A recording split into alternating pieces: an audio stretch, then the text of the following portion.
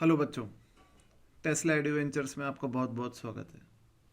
आज इस वीडियो में हम फुल वेव रेक्टिफायर की बात करेंगे।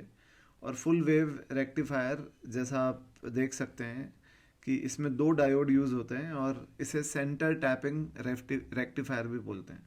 तो सेंटर टैपिंग रेक्टिफायर क्यों बोलते हैं वो मैं आपको अभी बताऊंगा। पर उससे पहले मैं आपको अरेंजमेंट समझाता हूँ कि ये प्राइमरी कॉइल है ट्रांसफार्मर की, और इससे कनेक्टेड है ये एसी सोर्स ऑसिलेटर, और ये सेकेंडरी कॉइल्स के साथ मैग्नेटिकली लिंक्ड है। अब सेकेंडरी सर्किट में ये दो डायोड कनेक्टेड है और ये लोड रेजिस्टेंस कनेक्टेड है।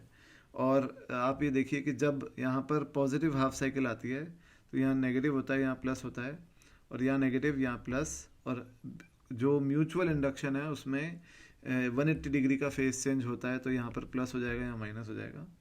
अब आप ये देखिए कि ये डायोड फॉरवर्ड बायसिंग में हो जाएगा और ये डायोड रिवर्स बायसिंग में हो जाएगा। तो करंट जो फ्लो होगा वो इस तरीके से फ्लो होगा, और करंट इस लोड रेजिस्टेंस से जाएगा ए से बी। तो ए जो है वो पॉजिटिव टर्मिनल होगा और बी जो है वो नेगेटिव टर्मिनल होगा, यानी लोअर पोटेंशियल टर्मिनल। और जो वी आउटपुट होगा वो V A minus V B को हम कह रहे हैं। अब यहाँ पे एक इम्पॉर्टेंट बात यह है कि दूसरी नेगेटिव हाफ साइकिल में होगा क्या, कि नेगेटिव हाफ साइकिल में यहाँ माइनस, यहाँ प्लस हो जाएगा और यहाँ हो जाएगा माइनस, यहाँ पे प्लस हो जाएगा और यहाँ हो जाएगा माइनस, और यहाँ पोलैरिटी रिवर्स हो जाएगी।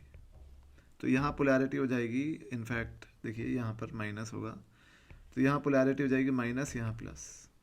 तो ये डायोड हो जाएगा रिवर्स बायस और ये हो जाएगा फॉरवर्ड बायस। ये हो जाएगा रिवर्स, ये हो जाएगा फॉरवर्ड बायस। अब करंट अगेन फिर यहाँ से यहाँ ऐसे फ्लो होगा, और आप ये भी देख सकते हैं कि इसमें वापस करंट ए से बी ही फ्लो हो रहा है, तो पोलैरिटी हमेशा ए की ही ज़्यादा रहेगी, पॉजिटिव रहेगी। तो आप देख सकते हैं दोनों केस में पोलैरिटी वोल्टेज की चेंज नहीं हुई, और इसीलिए हम इसे डीसी कह रहे हैं। और क्योंकि दोनों हाफ साइकिल में हमें कुछ आउटपुट मिल रहा है, तो इसलिए हम कहते हैं कि ये जो है फुल वेव रेक्टिफायर दोनों साइकिल में रेक्टिफिकेशन करता है। अब आप ये इंपॉर्टेंट चीज़ को नोट कीजिए कि ये जो इनपुट है ये अपना खुद को टी टाइम बाद रिपीट कर रहा है। तो इसकी फ्रीक्वेंसी हम मानते हैं कि इसकी फ्रीक्वेंसी है एफ।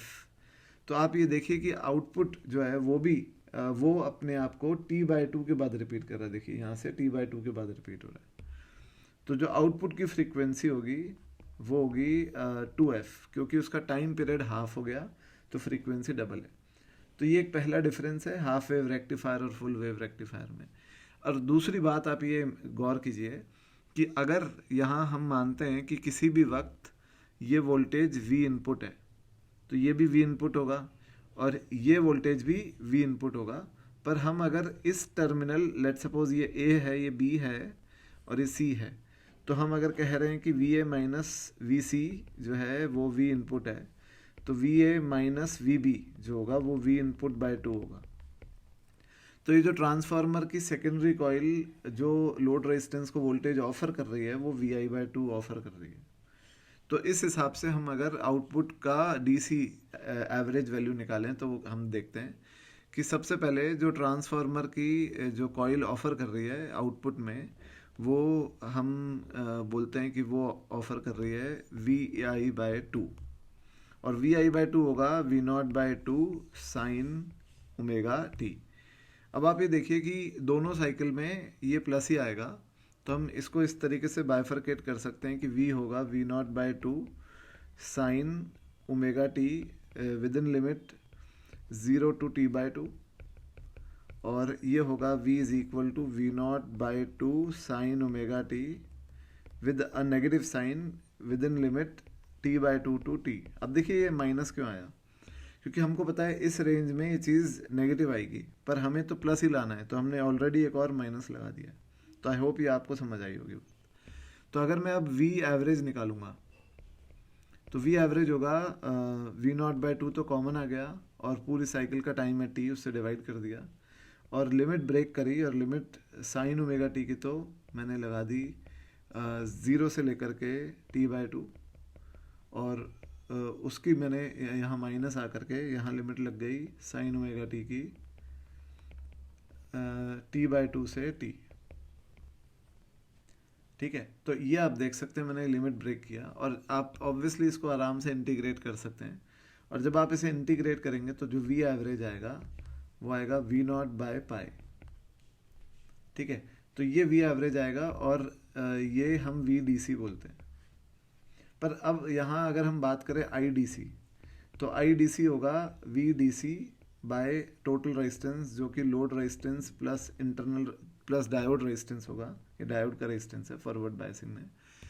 तो idc जो है वो ये है, और जो v आउटपुट होगा dc, वो हम बोल सकते हैं idc इंटू लोड रेजिस्टेंस। क्योंकि देखिए आप आउटपुट वोल्टेज लोड के अक्रॉस ले रहे हैं, तो आपको लोड के अक्रॉस वाला वोल्टेज लेना होगा। तो v आउटपुट जो होगा dc वो होगा idc यानी vdc into RL divided by RL plus R, ये हो जाएगा v आउटपुट। तो ये बड़ा इम्पॉर्टेंट एक बात है, तो ये हमने देखी। अब हम अगर बात करें कि अगर हम इसमें vdc की वैल्यू रख देंगे v0/π, तो फाइनल एक्सप्रेशन जो बनेगा वो मैं यहाँ लिख देता हूँ। तो v आउट, या मैं अगले पेज पे लिखता हूँ कि v आउटपुट जो बनेगा एवरेज dc, वो बनेगा v0/π into RL, v0/π into RL upon RL plus R। ठीक है, अब अगर हम बात करें रिपल फैक्टर, तो देखिए रिपल फैक्टर जो फुल वेव रेक्टिफायर का होता है वो 0.482 होता है, और हाफ वेव का आपको याद होगा 1.21 होता है। तो फुल वेव रेक्टिफायर का ripple factor half wave rectifier से कम होता है, और एफिशिएंसी फुल वेव रेक्टिफायर की जो होती है वो डबल होती है। यहाँ वो एफिशिएंसी 81.2 होती है, वहाँ पे 40.6 होती थी। तो हम ये कह सकते हैं कि एफिशिएंसी डबल होने की वजह से और दोनों साइकिल में रेक्टिफिकेशन करने की वजह से फुल वेव रेक्टिफायर हम प्रेफर करते हैं यहाँ पर। ठीक है, तो ये बच्चों फुल वेव रेक्टिफायर था, और अगले वीडियो में हम ब्रिज रेक्टिफायर लेके आएंगे। Thank you.